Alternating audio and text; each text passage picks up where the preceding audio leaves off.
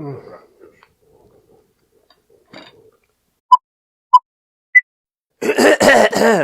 Mishki, it's me, Coco Bechamel, and here's something you didn't know about me. Few years ago, when I first started doing drag, I actually wanted to have my own cooking channel. However, when you're new to drag and you've never worked with videos or editing, well, let's just say the results were...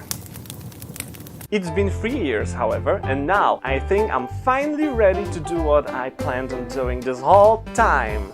I decided to start with something simple and very Polish. Schabowe z mizerią. In English, pork chops with Polish cucumber salad. By the way, the word miseria doesn't mean cucumber nor salad. It's just a name that doesn't translate into English for whatever reason. Before we proceed, please be advised that Polish cuisine differs from household to household. Some Polish dishes use completely different ingredients or methods, even though they share the same name. I will try to recreate classic/generic pork chops, but obviously I will season them to my liking. Let's start! First, ingredients. For pork chops, well, obviously pork chops. Some people like pork chops with bones in them. I'm not a big fan. Also, if you don't like pork at all, you may switch it to chicken breast. We actually do that sometimes, calling it chicken breast pork chops or fake pork chops. Just remember to be gentle when using tenderizer. Today, I'll be doing a dinner for two, so I'm using 2 pork chops, although I'll show you just one. Other ingredients are salt, pepper, all-purpose flour, 1 big egg, milk, half of onion, and plain breadcrumbs. Now for the cucumber salad. Cucumber, obviously, sour cream, salt, pepper, sugar, white vinegar, and some parsley and... what's the word? Fennel. Let's get to it! We start by putting some cloth or rag under a nice big cutting board. We're doing it to muffle the noise because we're going to pound that meat hard and we don't want our neighbors to hate us. We'll be using a regular, simple meat tenderizer like this one here. Of course, our meat. Some people leave the fat parts. I'm not a big fan, so I cut most of them out. Also, you may want to cover it with cellophane so the meat juices don't splatter all over your kitchen, but I'm not being fancy today. Now it's time for our handy-dandy tenderizer. If you don't have one, don't worry. You can use pretty much anything that's heavy and hard. You may also cut your meat into thinner pieces and then use back of your knife. Now you work that meat. Why does cooking stuff sound so dirty? I am not super athletic, so I asked Mr. Bechamel to help me. But I think his testosterone went a little too high and he started literally Hulk smashing it. So, lesson for today, do things with your own hands. You don't want to make holes in your pork chops, it won't look appetizing and it will be harder to put it on the pan later. Oh, by the way, here's the sound of Sunday dinner in Poland. You want the pork chops to be thin and big. Usually I make 2 smaller ones, but for the sake of the video I'll go with the traditional big one. Depending on the person cooking, you may get a very thin pork chop, but it will be the size of your plate, or something smaller, yet thicker. That's really a matter of preference. However, keep in mind, it will shrink a little while cooking. Now that the meat is all nice and thin, we season it with salt and pepper. I personally never count or measure anything, I just go with a nice even coat of seasonings. But just for you, I did the counting. So for this particular chop, I used 18 twists of salt and the same amount of pepper. We love tender and juicy pork chops, so now we put some sliced onion, just half of a medium one, into a bowl, then put the pork chop and then add just enough milk to let the meat soak. Mix it a little bit and then let it sit for at least 2 hours. Oh, and clean your cutting board, don't be disgusting.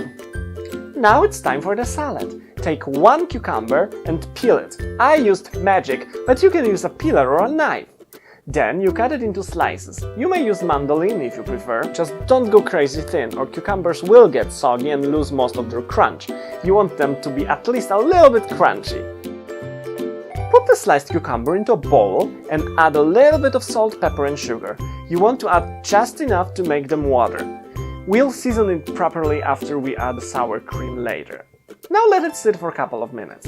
Depending on how thick or runny your sour cream is, you may get rid of some of those juices that just appeared. I decided to keep them in because my cream is thick. I'd suggest you adjust the seasoning to your own taste, but again, in case you love measurements, 1 cup of sour cream, half teaspoon salt, half teaspoon pepper, 1 teaspoon sugar and 1 full teaspoon white vinegar. If you hate vinegar, you can use lemon juice instead. And then mix! I like my miseria to be very spicy, so I've added a little more just for myself. Oh, I almost forgot, it's time to add some parsley and fennel for nice color and a little more aroma. Amounts are up to you, some people like to give a lot, I prefer just a pinch. Now prepare 3 dinner plates and break 1 egg into one of them. Add a little salt and pepper and then whisk it. Then add some milk or water and mix again.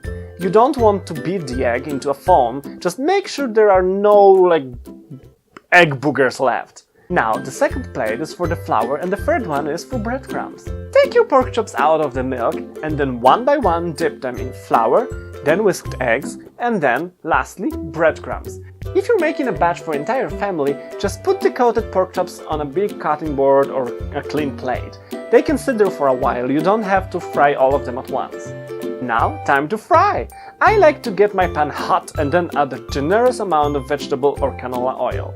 By the way, when I say generous, I don't mean we're going to deep fry them, so don't go crazy.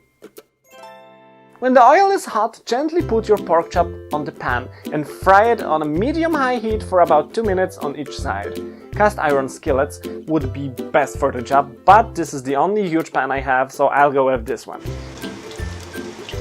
As you can see, the heat wasn't distributed evenly, so some parts are a little darker, but it's fine as long as they're not totally burned. Now, flip, wait another 2 minutes, and we're done! Pork chops are traditionally served with boiled potatoes. I decided to be a little fancy and made puree.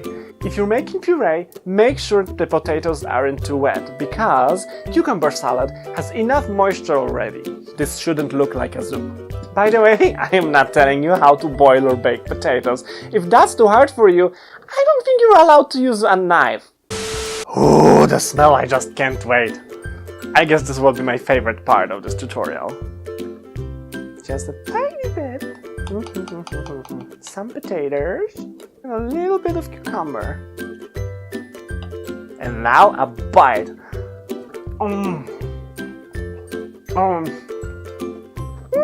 So good. You guys have no idea. Just a tiny bit more to make sure. Would you like some? Oh my god, this is flavor of my childhood. I'm telling you, if you like pork, this is the way. It's salty, it's crunchy, there's freshness from the cucumbers, there's sweet, there's tangy, there's a little bit of sour from the vinegar. I just love it. I think I should have just done the eating because that was my favorite part, to be honest. Now, thank you for watching. Please remember to like and subscribe. If there's a dish you'd like me to do next, or you want to tell me a compliment, leave a comment below. Also, remember to check out my other social media, like Facebook and Instagram. You can also tip me on Venmo, I love money. All the links are in the description below. Papatki!